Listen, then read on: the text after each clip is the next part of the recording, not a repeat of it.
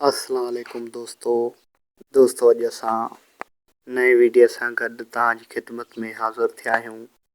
अॼु जो ही वीडियो अहमद अली शेख हिकु बहितरीन आर्टिस्ट अदाकार जेको कमाल खान जे नाले सां पंहिंजी सिंध में हिन वक़्तु मशहूरु आहे।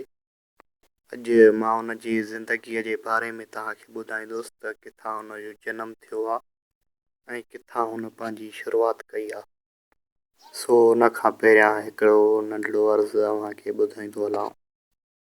असांजे चैनल खे सब्सक्राइब कयो ऐं लाइक कयो जीअं असांजा हर वीडियो तव्हां ताईं पुॼी सघनि ऐं इंशाअल्लाह हिन यूट्यूब चैनल ते हर रोज़ वीडियो ईंदी। हर हिकु अदाकार जी हर रोज़ हिकु वीडियो रखंदुसि।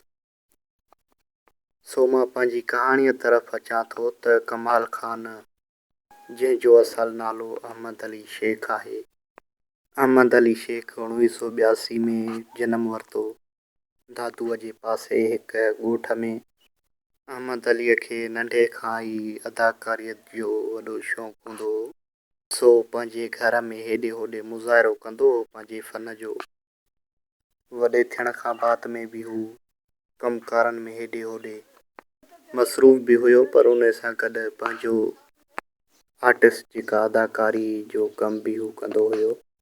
सो अहमद अली शेख खे जेको पहिरियों ड्रामो मिलियो हुयो उहो हुयो पथर जा माण्हू, जंहिंमें हिकु सुठो किरदारु अदा कयो पंहिंजो ऐं थोरो घणो हुन में मशहूरु थियो। ऐं उन खां बाद हुनखे हिकु ॿ फिल्मियूं बि मिलियूं, उन फिल्मियूं बि कयूं ऐं ईअं आस्ते आस्ते हू मशहूरु थियणु लॻो ऐं हर माण्हू उनखे फिल्मुनि में खणे पियो। उनखे ड्रामा घटि मिलनि पिया पर फिल्मुनि में हू वधीक कमु करे पियो।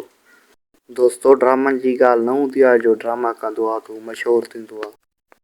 फिल्मुनि में बि माण्हू मशहूरु थी वेंदो आहे, छो त पंहिंजी सिंध में काफ़ी सारा माण्हू फिल्मूं बि ॾिसंदा आहिनि त उन में ख़बर पवंदी आहे त कहिड़ो किरदारु भलो थो निभाए माण्हू।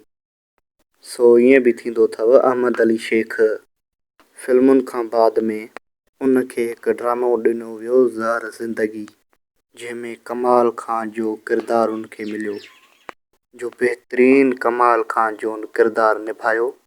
ज़हर ज़िंदगी जा 350 खां मथे क़िस्त हुया, जो सॼी आख़िर खां वठी मुंड ताईं हुन कमु कयो। अहिड़ो तरंग ॾेखारियो आख़िर ताईं हुन ड्रामे में कमाल खान उर्फ़ अहमद अली शेख, जो हिन वक़्तु पूरी सिंध में कमाल खान जे नाले सां मशहूरु आहे।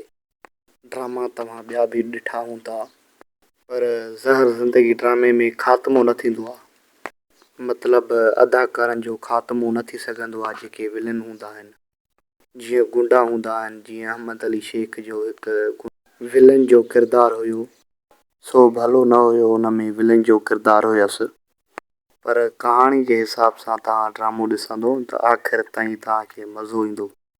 सो अहमद अली शेख बि हिन वक़्तु सुठो कमु करे रहियो आहे ऐं तमामु घणो मशहूरु थी वियो आहे। सो दोस्तो असांजे चैनल खे सब्सक्राइब कयो। वरी मिलंदासीं ॿिए वीडियो में। अल्लाह हाफ़िज़।